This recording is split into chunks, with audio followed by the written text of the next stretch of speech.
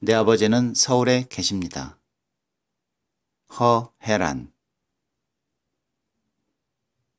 소녀는 창고로 다가간다. 살짝 문을 열어본다. 새벽의 차가운 공기에 쾌쾌한 물감 냄새가 섞여 물씬 풍긴다. 윤호이는 소파에 몸을 접고 잠들어 있다. 빈 보드카병이 소파 아래에 있다.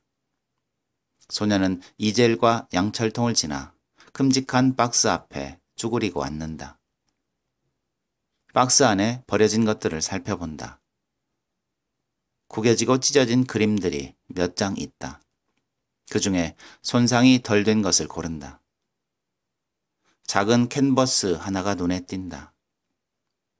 긴 머리카락을 바닥에 늘어뜨린 여자가 무릎을 꿇고 손을 높이 들고 있다. 여자 앞에는 길쭉한 작은 상자가 있다. 하얀 옷과 검은 머리카락, 파란색 상자, 그리고 빨간색 바탕화면. 얼굴은 그저 둥글다.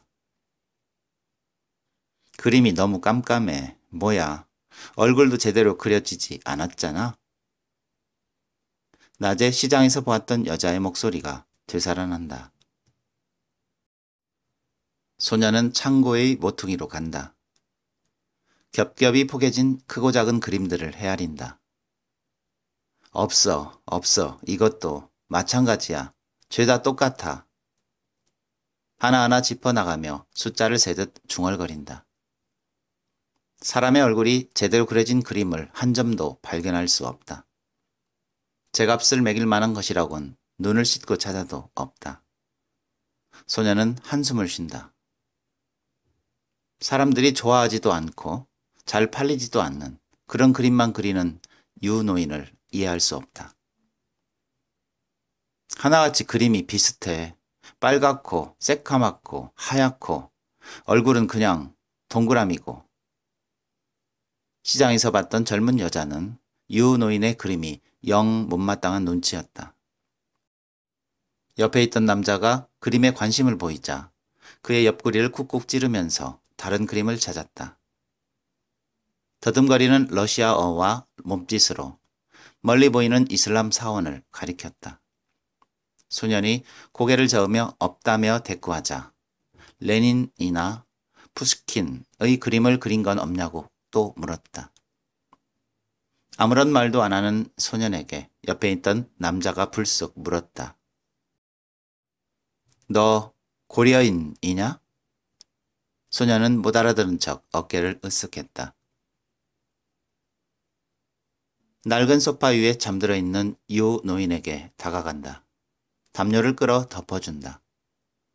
유 노인의 손에 종이 몇 장이 쥐어져 있다. 한국의 신문을 복사한 것이다. 치과병원에서 구했을 것이다. 얼마 전에 한국인 의사가 한 명 왔다. 그는 인터넷을 통하여 서울에 관련된 여러 정보를 유 노인에게 준다. 요즘 들어 유 노인은 한국의 신문에 관심이 많다. 소녀는 복사지를 들여다본다. 깨알같이 검은 글자들이 가득하다. 글자들은 하나같이 집처럼 생겼다. 러시아어나 우즈벡어, 영어와는 생김새부터 다르다. 옆으로 붙이고 밑에다 붙여서 언뜻 보면 비슷비슷한 네모 덩어리로 보인다. 사진 속에 있는 사람들도 전부 비슷하게 생겼다. 서울에는 어딜 가나 고려 사람이 많더라. 아버지의 목소리가 떠오른다. 지하철에서 구걸하거나 길거리에서 청소하는 이들을 볼 때마다 벌떡 일어서곤 했지. 고려 사람이 참 험한 일을 하는구나 싶어서. 한 달이 넘어서야 비로소 여기는 100여 민족이 섞여 사는 중앙아시아가 아니지 싶었단다. 소녀는 손가락에 침을 묻혀 한 장 한 장 넘긴다. 알아볼 수 있는 몇 개의 낱글자들이 눈에 들어온다. 많은 물건이 가득한 커다란 가게도 있고 반들반들한 자동차도 있다. 뚱뚱한 몸과 날씬한 몸이 나란히 서 있는 사진도 있다. 문득 사진 하나에 시선이 쏠린다. 광장이다. 옆구리에 칼을 차고 갑옷을 입은 사람의 동상이 있다. 아무르 티무르 같은 유명한 장군인가 보다. 사람들이 많이 몰려있고 맨 앞에는 트럭이 있다. 트럭 위에 한 남자가 올라가 있다. 확성기를 입에 대고 있는 남자를 소녀는 자세히 들여다본다. 멀리서 찍은 사진이라 자세히 얼굴이 드러나지 않는다. 아버지 같기도 하고 아닌 것도 같다.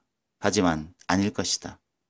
아버지가 왜 거리에, 그것도 많은 사람들 앞에 있겠는가. 아버지는 김치 공장에서 일한다.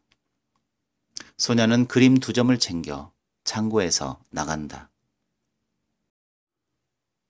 제 방으로 간 소녀는 침대 밑에 유노인의 그림을 넣어둔다. 나무 괴짝에 헝겊을 대어 만든 안진뱅이 책상 위에 가위와 풀과 본드를 올려놓는다. 책상 밑에서 잡지와 담배도 꺼낸다. 가위를 손에 들고서 잡지의 사진을 오리기 시작한다. 파란색 지붕으로 된 집이다. 여러 개의 작은 네모가 모여 넓은 지붕을 이루고 있다. 양끝이 하늘로 살짝 치켜 올라간 모양새가 매우 독특하다. 이슬람 사원의 희고 둥근 지붕과는 다르다. 소녀는 손에 힘을 주고 조심스럽게 오린다. 손바닥 위에 파란 지붕으로 된 집을 올려놓는다. 한참 동안 들여다본다. 뒷면에 꼼꼼히 풀을 바른다.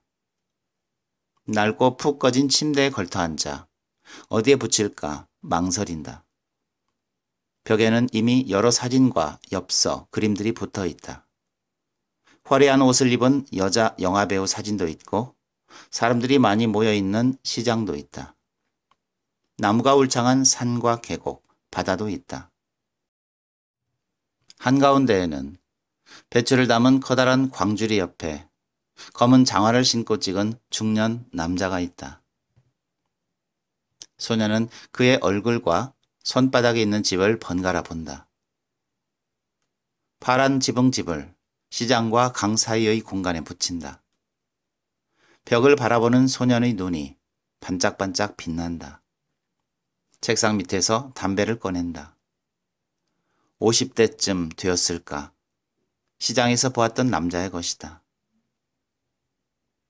소녀는 그들이 다가올 때부터 한국 사람인 것을 알아보았다. 딱히 표시가 나지 않더라도 알 수 있다.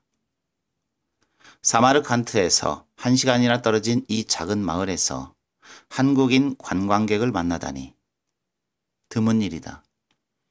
남자는 유노인의 그림에 관심을 보였지만 옆에 있는 젊은 여자는 사지 말라고 눈짓했다. 남자는 손에 들고 있던 빈 담뱃값을 쓰레기통에 버리고 여자의 손에 이끌려 다른 곳으로 갔다.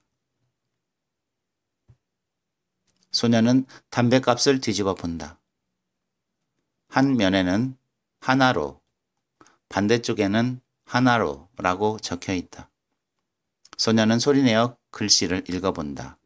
하나로. 얇은 비닐을 벗겨내고 안을 들여다본다.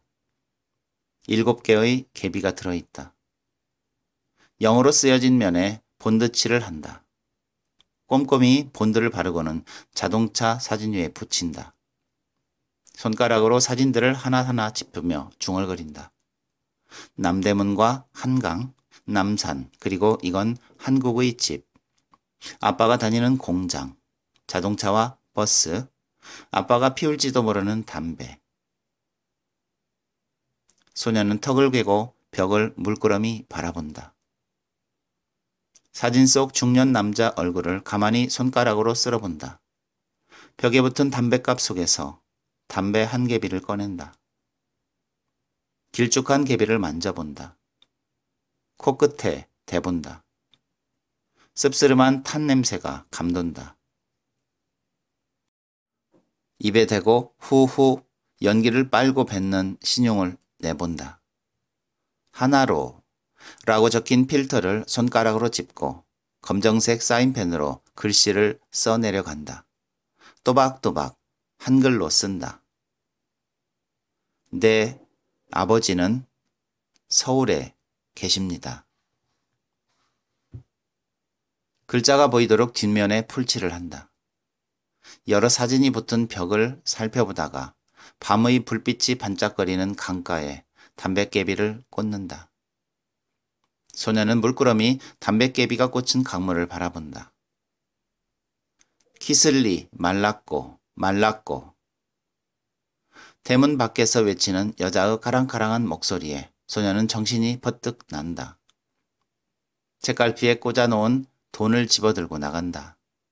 새벽 하늘이 보랏빛이다. 혼자서 아침 식사를 한다. 딱딱한 빵과 토마토 수프와 요구르트를 먹는다. 유노인의 몫을 식탁 위에 차려둔다. 자전거를 타고 대문을 나선다. 똑같은 모양새의 집들과 체리나무와 포도나무가 늘어진 긴 골목을 빠져나간다. 마을 중앙에 있는 박물관을 지난다.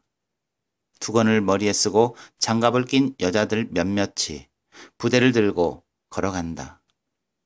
자전거를 타고 마을을 벗어나자 하얀 혼이불을 펼쳐놓은 듯 드넓은 시야가 한눈에 들어온다.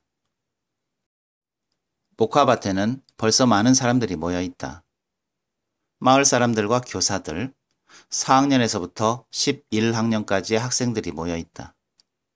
교장 선생이 확성기를 대고 출석을 부리고 있다. 유가이샤사 교장 선생의 호명에 소녀는 오른손을 바짝 들어 보인다. 커다란 흰색 부대를 들고 맡겨진 구획으로 간다. 지글거리는 햇살이 목화밭에 쏟아진다.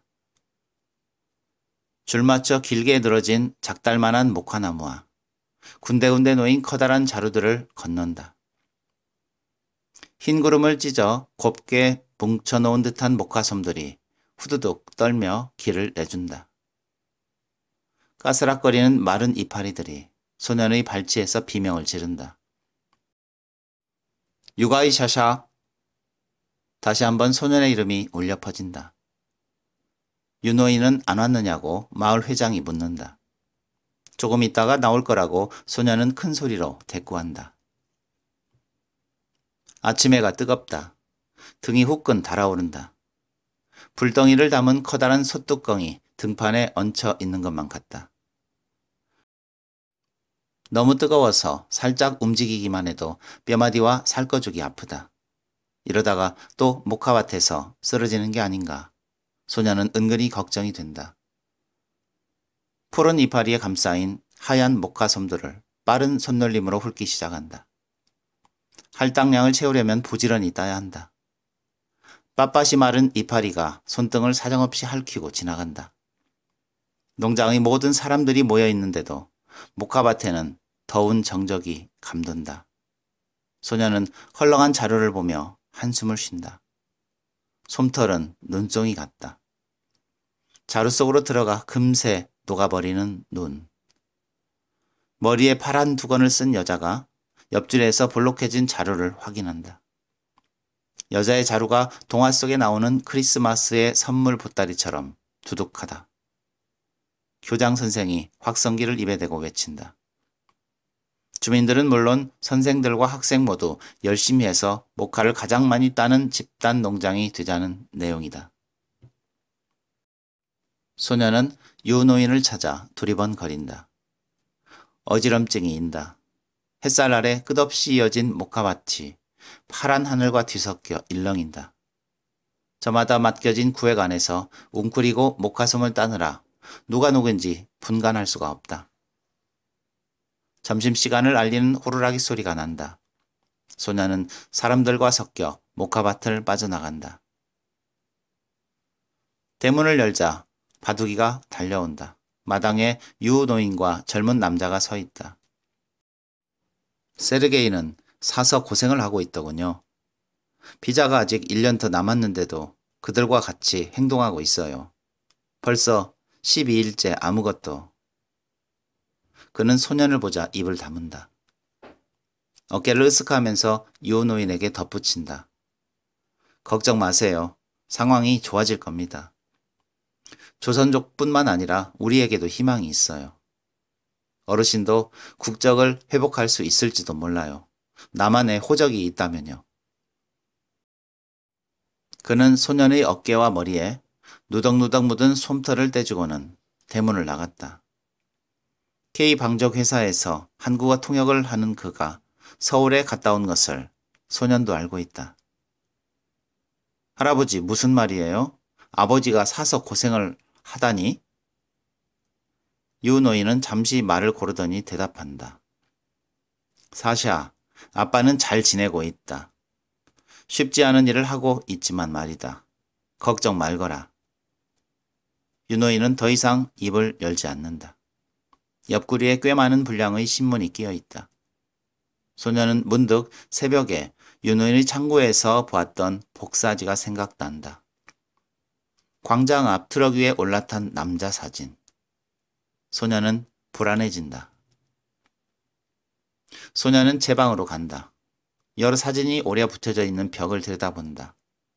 빽빽한 빌딩들이 꽉 찬 길거리, 불빛이 물에 어른거리는 강, 반짝반짝 빛나는 밤의 도시, 군데군데 붙은 아버지 사진들. 소녀는 5년 동안이나 보지 못한 아버지가 어색하다. 아버지가 딛고 있는 곳이 낯설다.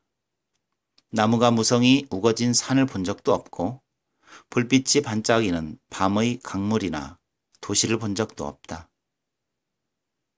유난히 해가 많은 나라. 우즈베키스탄에서 매일 볼 수 있는 것은 다양한 색깔로 변하는 하늘과 드넓은 목화밭이다. 골목마다 똑같은 구조와 가구를 지닌 집들이다. 나무라고는 녹음이 우거진 그런 나무가 아니라 거리 곳곳에 서 있는 과실수뿐이다. 서울의 거리며 시장, 자동차들을 오래 붙여도 소년에게는 서울이라는 도시가 좀처럼 머릿속에 그려지지 않는다. 배추를 씻고 다듬을 아버지 모습이 떠오르지 않는다. 아버지는 엔지니어였다. 한 달에 3,000숨을 받는 엔지니어 월급으로는 쌀과 고기 몇 근을 사기에도 부족하다. 농장 안에 있는 몇몇의 고려인들은 농사를 지으러 블라디보스톡으로 가든지 비싼 빚을 지고 서울로 갔다. 우즈벡 민족의 말과 글을 모르는 소수 민족으로서는 달리 선택이 없다. 관공서에서도 대학에서도 이제는 러시아어 대신 우즈벡어를 쓴다. 소년도 러시아어나 영어, 한글보다 우즈벡어를 배워야 한다. 그래야 이곳에서 살아남을 수 있다. 소년은 침대 밑에서 유노인의 그림 2점을 꺼내어 물끄러미 바라본다. 제가 이곳에 온 것은 아버지의 그림 때문이 아닌가 싶어요. 아버지의 목소리가 귓가에 파고든다. 소년은 벌떡 일어난다. 유노인은 눈을 감고 있다. 소년이 다가가도 좀처럼 눈을 뜨지 않는다. 소년이 들어가는 기척에 유노인은 소년을 돌아본다. 아버지가 서울에 간 게 할아버지 그림 때문이라는 말이 무슨 뜻이에요? 유노인은 곰곰이 생각한다. 글쎄다, 글쎄다, 중얼거린다. 소년은 창고 안에 가득 찬 크고 작은 그림들을 둘러본다. 할아버지도 이슬람 사원이나 푸시킨 같은 유명한 사람 얼굴 그리면 안 돼요? 소년의 작은 목소리가 입안에서 우물우물한다. 레닌도 좋고 막심 고리끼도 좋고 톨스토이도 좋은데 여행자들이 아는 사람이면. 유노인은 말없이 소년을 바라본다.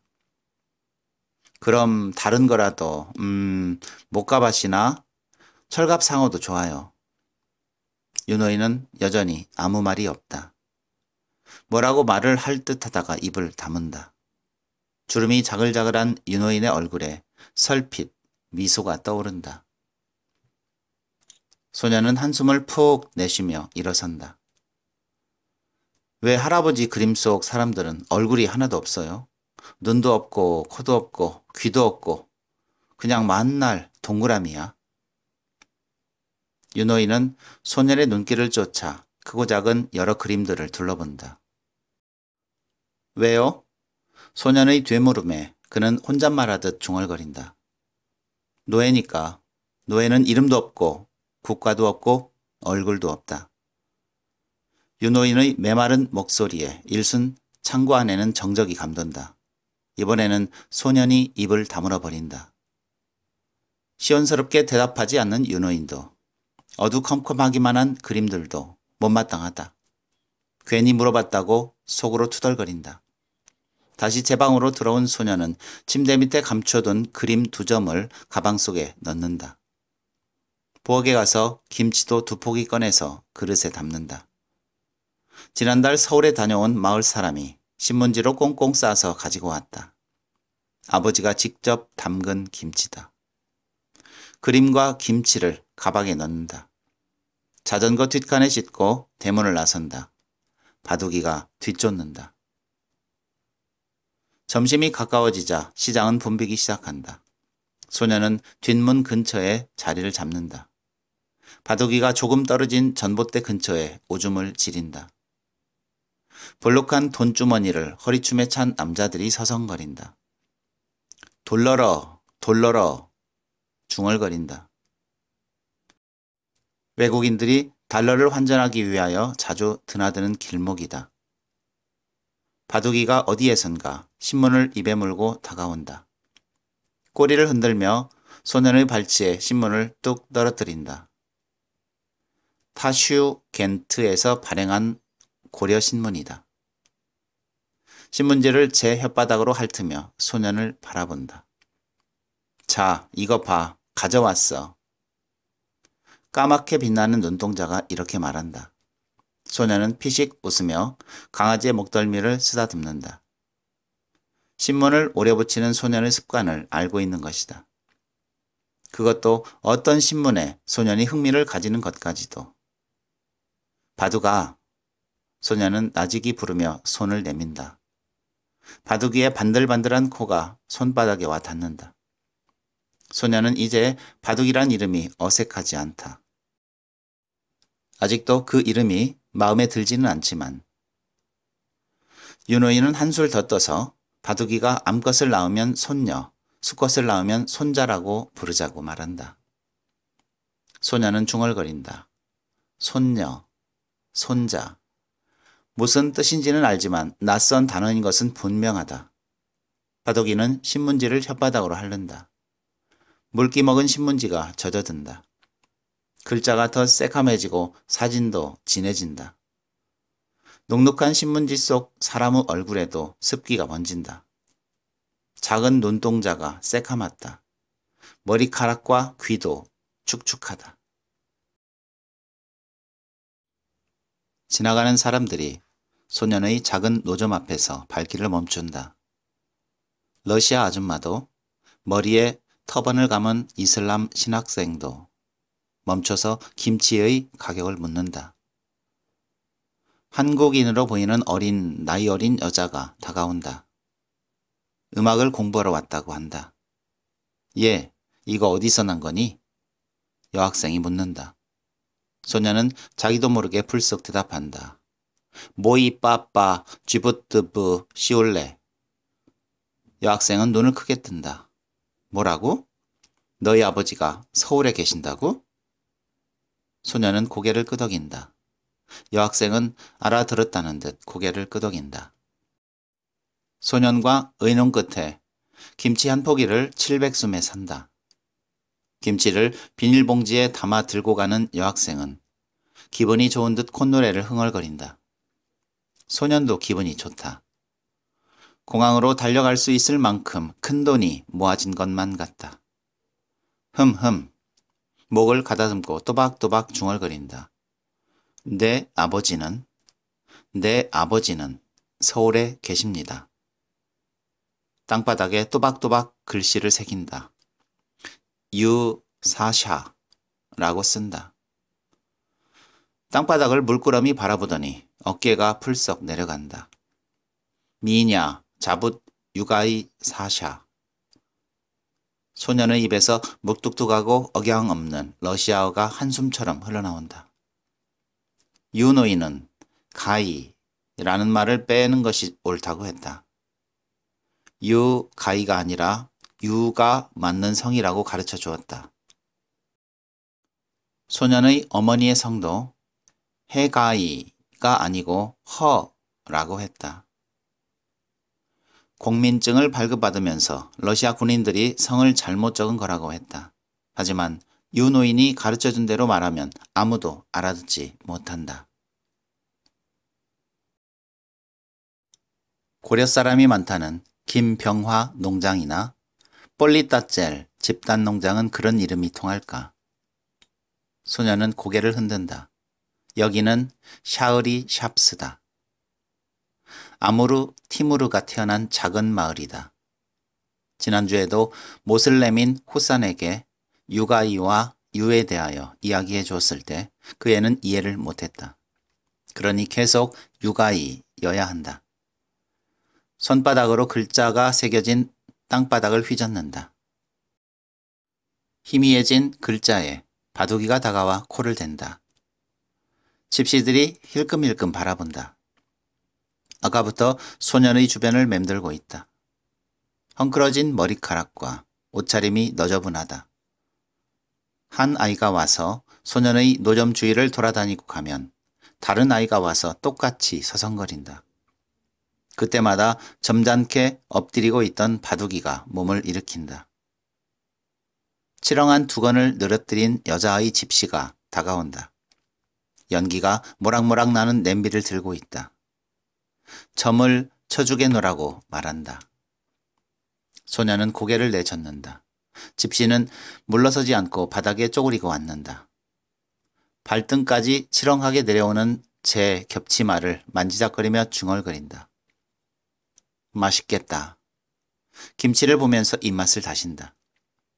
집시의 손톱 밑에 시커먼 때가 꽉 찼다. 오물로 얼룩이진 맨발도 마찬가지다. 찌그러진 양은 냄비에서 푸르스름한 연기가 피어오른다. 매캐하다. 마른 풀을 타는 냄새가 소년을 어지럽게 한다. 소년은 손으로 연기를 휘젓는다. 계집 아이 집시가 희뜩 웃는다. 나이를 짐작할 수 없는 눈빛이다. 그 눈을 똑바로 쳐다보면서 소년은 저리 가라고 말한다. 집시의 눈이 실실 웃는다. 어슬렁거리던 집시들이 다가와 앉는다. 하나같이 똑같은 표정과 눈빛으로 소년을 마주본다. 바둑이가 낮게 으르렁거린다. 소년은 흔들리지 않는 시선으로 저리 가라고 다시 한번 말한다. 그들은 아무런 반응이 없다. 계집아이 집시는 맛있겠다. 또다시 중얼거린다. 때가 잔뜩 낀 손가락을 꼼지락거린다. 금방이라도 김치 한 접시를 집어올리고 싶은 손짓이다. 바둑이가 끙 신음을 흘린다. 소녀는 못을 박듯 한자 한자 힘을 주어 말한다. 니들같이 게으르고 지저분한 애들이 맛볼 음식이 아니야. 저리 꺼져. 계집아이 집시는 소년의 말에 누런 이빨을 드러내며 웃는다. 어머, 김치다. 어제 보았던 한국 여자다. 담배를 쓰레기통에 버렸던 남자도 옆에 있다. 집시들이 슬그머니 한 발 물러선다. 남자는 이번에도 그림에 관심을 보인다. 커다란 바위 위에서 두 손을 높이 들고 춤을 추는 여자들이 그려진 그림을 바라본다. 여자는 남자의 옆구리를 쿡쿡 찌른다. 뭐라고 쏙닥쏙닥 한다. 눈도 없고 코도 없는 사람들만 가득 그려진 시커먼 그림이 기분 나쁘다. 사지 말아라. 이런 내용인 것을 소녀는 눈치챈다. 말은 못해도 한국어를 대충 알아들을 수는 있다. 유 노인은 집에서는 러시아어를 쓰지 않기 때문이다. 여자는 김치가 얼마냐고 묻는다. 소녀는 대답하지 않는다. 남자는 김치도 사고 그림도 사자고 여자에게 말한다. 바지 뒷주머니에서 지갑을 꺼낸다. 푸른색 지폐가 펄럭인다. 여자는 주위를 둘러보다가 집시들과 시선이 마주친다. 여자는 기겁을 한다. 빨리 집어넣어. 저기 서 있는 집시 애들이 당신 지갑을 힐끔거리잖아. 빨리. 여자는 불안한 눈초리로 조바심을 낸다. 남자는 빠른 손놀림으로 고무줄로 묶인 뭉칫돈을 통째로 소년에게 건넨다. 아마 1,000수면 되겠다. 소년은 재빨리 돈을 받아 허리춤에 묶인 지갑에 집어넣는다. 남자와 여자의 주위로 집시들이 소리 없이 다가와 에어싼다.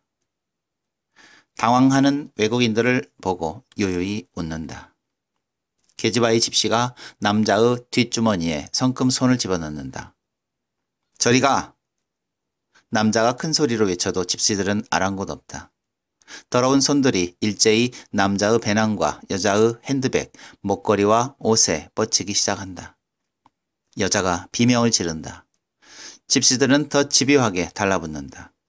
어디서 나타났는지 보이지 않던 애들까지 합세한다. 소년의 작은 노점은 순식간에 아수라장이 된다. 시장 뒷골목을 지나는 사람들 누구도 다가오지 않는다. 양고기 꼬치를 들고 있던 모슬렘 남자들이 채 썬 양파를 집어먹으며 쳐다본다. 빵을 파는 살찐 러시아 여자도 안 되었다는 표정으로 혀를 찰 뿐이다. 물건을 사던 젊은 여자애들은 길을 돌아서 지나간다. 바둑아, 가! 덤벼! 소년의 명령을 받은 바둑이가 불이 났게 달린다. 날카로운 이빨을 햇빛 속에서 번뜩인다. 집시들이 우왕좌왕 흩어진다. 어린 집시 한 명이 엎어진다. 오물이 얼룩진 작은 발 하나가 김치를 질밟는다. 김치가 사정없이 짓이겨진다. 안 돼! 소리치며 소년이 달려든다. 한국 남자와 여자, 소년과 바둑이, 10여 명의 집시들이 한데 뭉쳐 뒤엉킨다. 시장 안에 있는 사람들이 넓게 비켜선다. 집시들이 맨발이 윤호인의 그림을 짓밟는다. 누군가 소년의 머리칼을 잡아챈다. 소년의 뒤통수가 땅에 곤두박질 친다. 허리춤에 동여맨 돈지갑의 지퍼가 열리고 구겨진 지폐가 빠져나온다. 호루라기 소리가 들린다. 집시들이 하나둘씩 떨어져 나간다. 순식간에 흩어진다. 이상한 멜로디를 흥얼거리면서 달아난다. 멀찍이 떨어진 곳에서 우뚝 선 채 희뜩 웃고 있다. 계집아이 집시는 가운데 손가락을 길게 내밀면서 소년과 두 남녀에게 혓바닥을 날름거린다. 너저분하게 찢어진 김치 한 가닥을 손에 들고 있다. 자기들끼리 돌려가며 맛을 보기 시작한다. 맵다고 아우성이다. 소년은 이를 악물고 그들을 노려본다. 머리카락과 옷매무새가 헝클어진 한국 여자는 거의 울 것 같은 표정이다. 남자의 몰골도 말이 아니다. 바지와 자켓의 주머니가 밖으로 비어져 나오고 신발끈이 풀려 있다.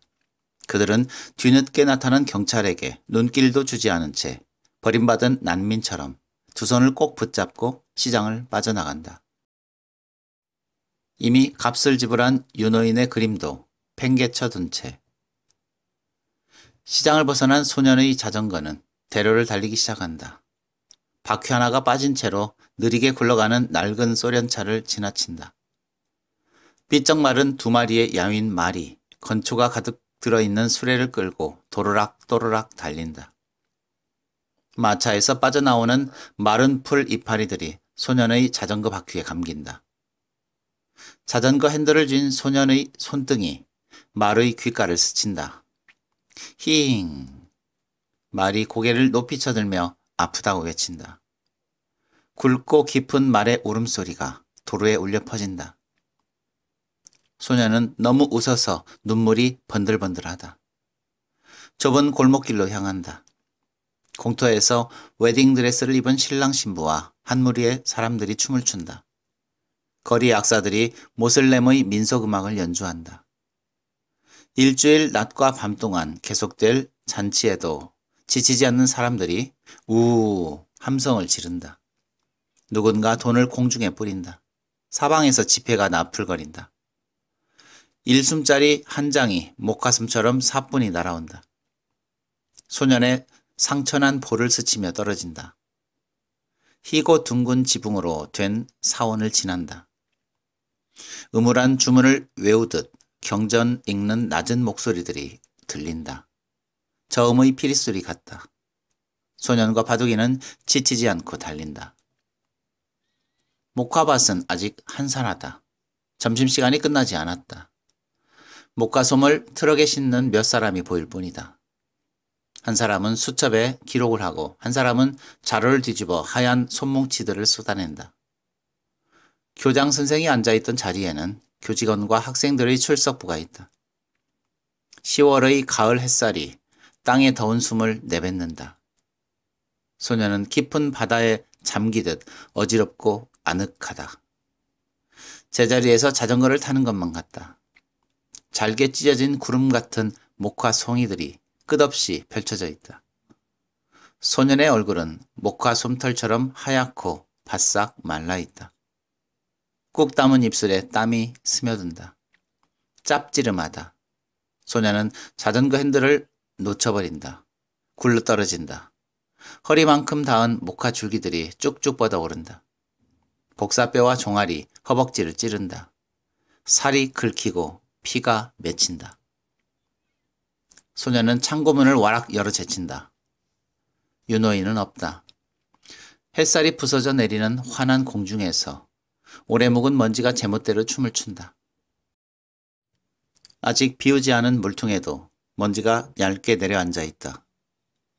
의자와 쌓여진 책들, 이젤 주변에도 먼지 알갱이가 돌아다닌다.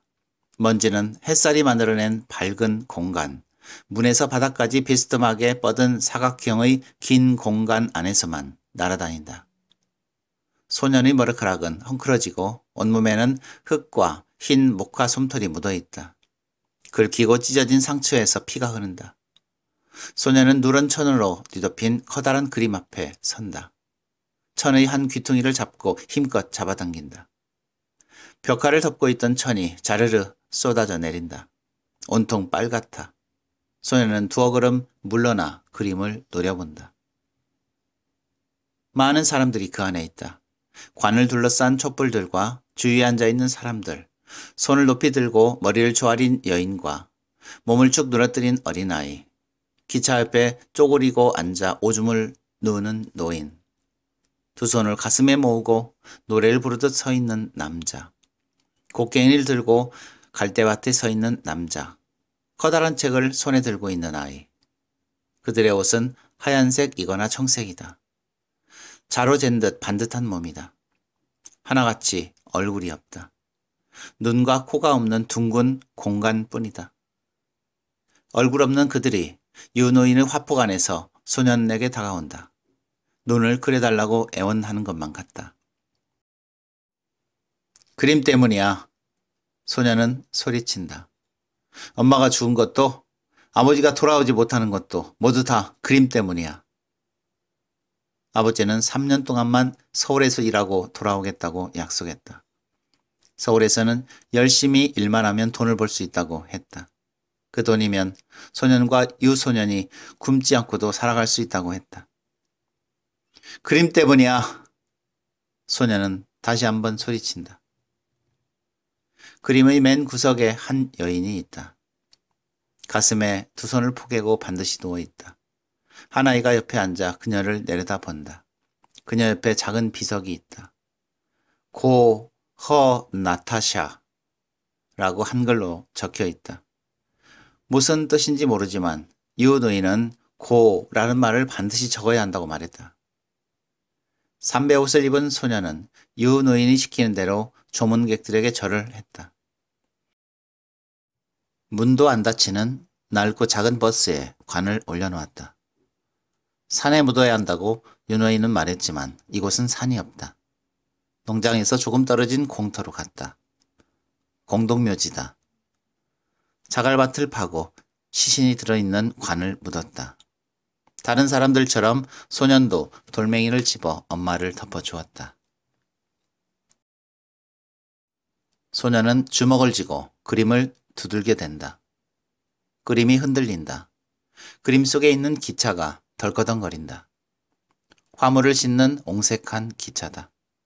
사람들을 가득 실은 기차가 철로 위를 구르기 시작한다. 철거덕, 철거덕, 철거덕. 소녀는 더 세게 그림을 두들긴다. 커다란 그림이 낡은 문짝처럼 삐걱거린다. 기차 소리가 점점 가까워진다. 멀리서 개 짖는 소리가 들린다. 바둑이가 소년의 바지를 세게 잡아당긴다.